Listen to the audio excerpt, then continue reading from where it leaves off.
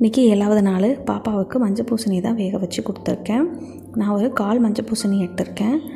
அதை நல்லா கழுவிட்டு நடுவில் இருக்கிற விதை எல்லாத்தையும் எடுத்துடணும். ஒரு விதை கூட இருக்கக்கூடாது, இருந்தால் குழந்தைக்கு தொண்டையில் சிக்கிக்கும். அதனால் பார்த்து எல்லா விதையையும் எடுத்துடணும் வெளியே. தோல் சீவிரத்தை வச்சு நல்லா சீவிட்டு குழந்தைக்கு தேவையான அளவு மட்டும் கட் பண்ணி எடுத்துக்கோங்க.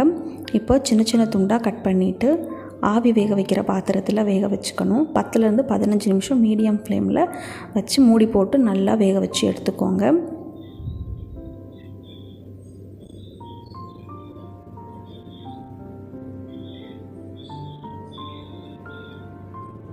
இப்போ ஸ்டவ் ஆஃப் பண்ணுறதுக்கு முன்னாடி ஒரு ஸ்பூனை வச்சு நல்லா செக் பண்ணி பார்த்துக்கோங்க நல்லா வெந்துருச்சான்னு.